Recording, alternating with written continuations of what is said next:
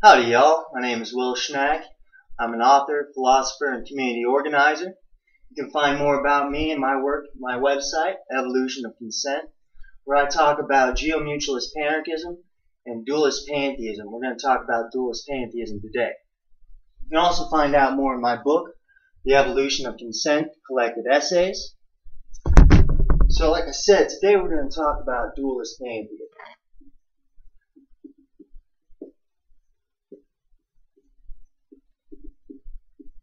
What is dualist pantheism? Well, dualist pantheism has those two parts, dualism and the pantheism. Let's start with pantheism.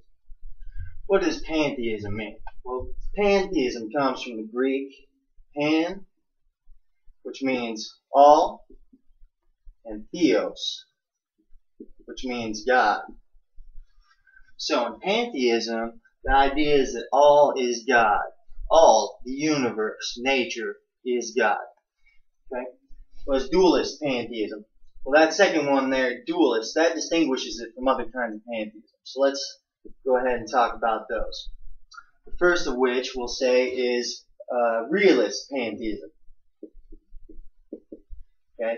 So realist pantheism is the belief that all is God, but all, the substance that is all, is reduced to the material world. Okay? So that's different from the idealist. Okay. Now the idealist pantheist believes that all is God, but all is reduced to the world of ideas. So to the realist pantheist, all is matter, and to the idealist pantheist, all is mind. Okay. Now dualist pantheism kind of combines those two. We accept both of those. So what happens is, in pantheism, it's considered a form of monism, where everything is considered the expression of one underlying substance. So pantheism is necessarily a form of monism. Monism means that everything is one. Okay? So when we're talking about dualist pantheism, we're not saying that there's two substances, but that substance expresses itself in these two ways. Realist and idealist pantheists believe that mind or matter are the substance.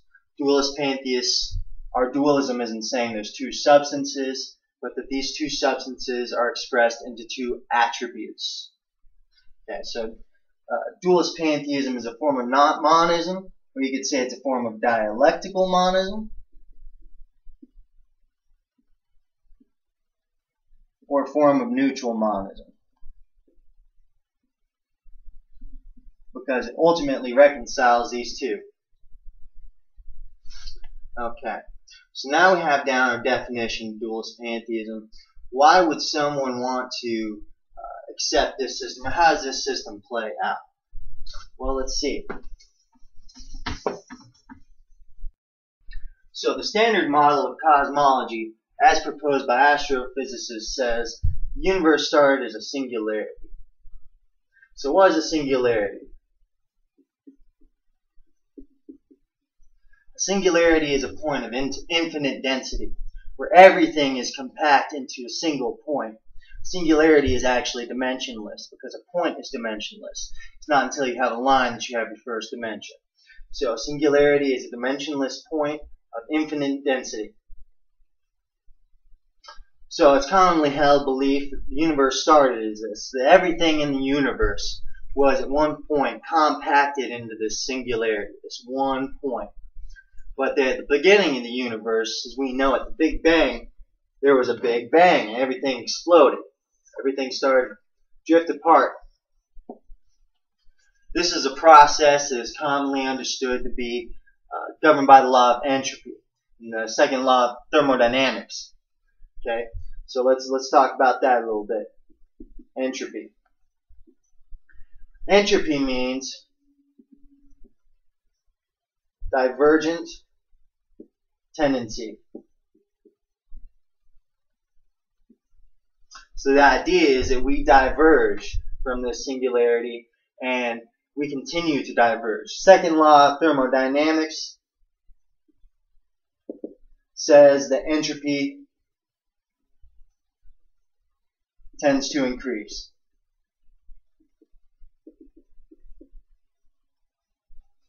Okay.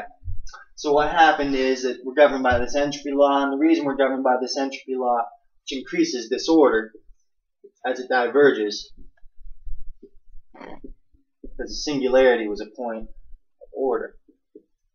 The reason that happens is that according to the laws of probability, it's more probable for a system to become disordered.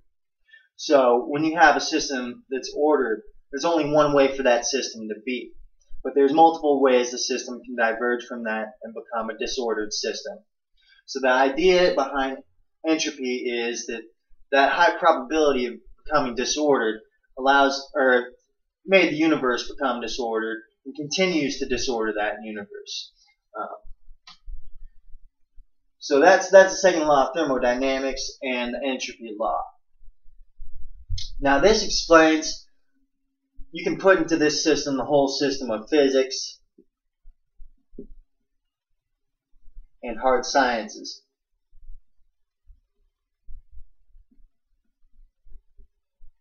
This is the universe according to the realist.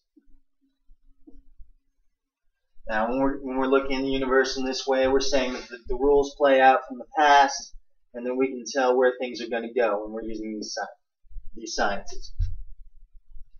And now more recently, biologists are saying, and this might not be so recently, that biology tends towards increasing order. So what we're seeing here is a kind of conflict with this universe here.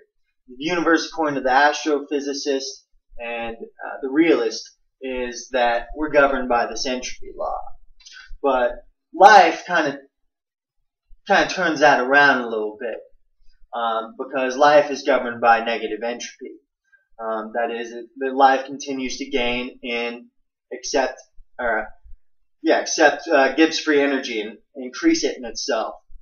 And so life kind of turns that on its head and increases its complexity by building complex polymers, and it tends to try to reduce its own entropy.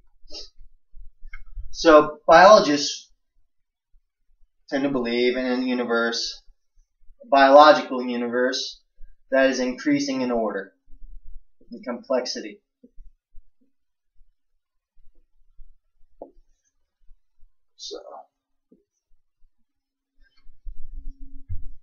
So the idea, if we take this to its natural conclusion, is that we're going back to singularity. Okay, and we'll call this point of plurality at the beginning. Everything at this point has been disordered, it's all come apart. And Hegel tells us that it's in our separation. It's not just Hegel, this is commonly found in mysticism. In our separation can be found our subjectivity, and this all forms of suffering.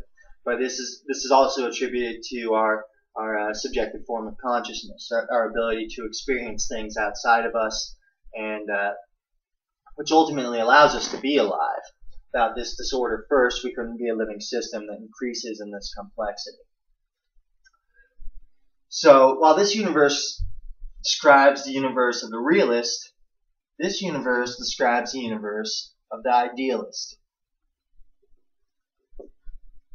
The reason being that in the playing out of our ideas, that we are decreasing entropy, and so it's ideas themselves that generally tend to decrease entropy in the system. And some people bring it down to a quantum level. Like Rupert Sheldrake would say that morphogenetic fields govern things towards this ultimate complexity.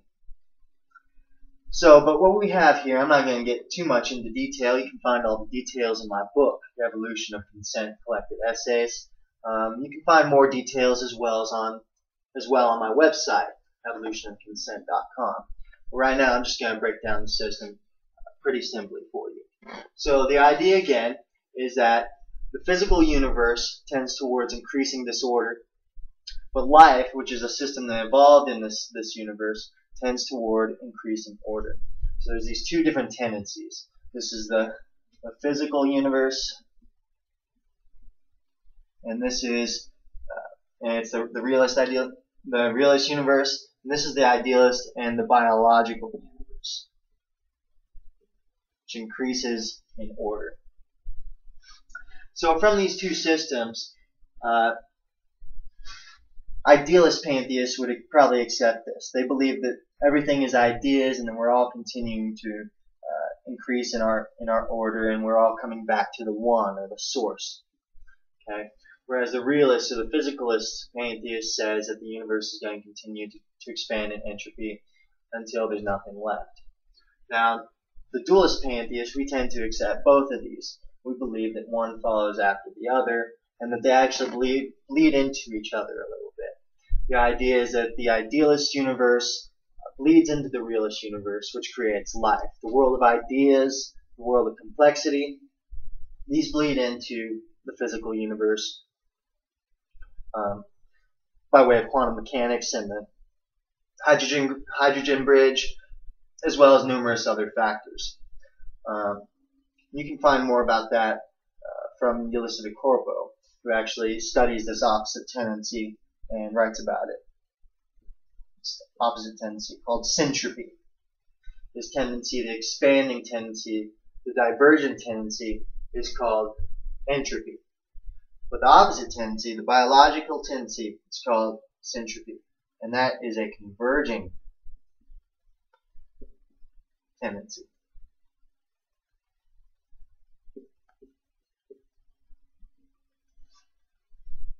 So in these systems, we can start to outline where different fields of study and different fields of concern come from as well. In the physicalist universe, we can put our empiricism, that would be our epistemology of the materialist universe. And in the idealist universe, we could say is rationalism.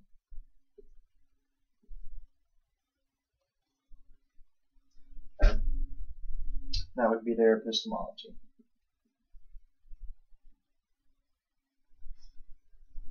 Okay. So the realist would be their ontology. Realist would be their ontology. And we can continue on with this. All the physical and hard sciences can go in here. All of the soft sciences and theologies, things like that, can be put in this universe. And the two actually work hand in hand, and they actually coexist. This is the universe that is governed by teleology. And this is the universe governed by determinism. And the two play together. Living systems play against this determinism, trying to reduce our entropy within ourselves. Oftentimes, actually, most of the time, it increases the entropy in the external universe. And ethics is our system of trying not to do that to one another. So, if the universe continues to evolve this way and continues to awaken and becomes a living system unto itself, it will ultimately have to stop this entropy process and this heat waste that life creates. So I hope that has been informative, and I'll go ahead and stop here, and I'll create some more videos in the future. Thanks.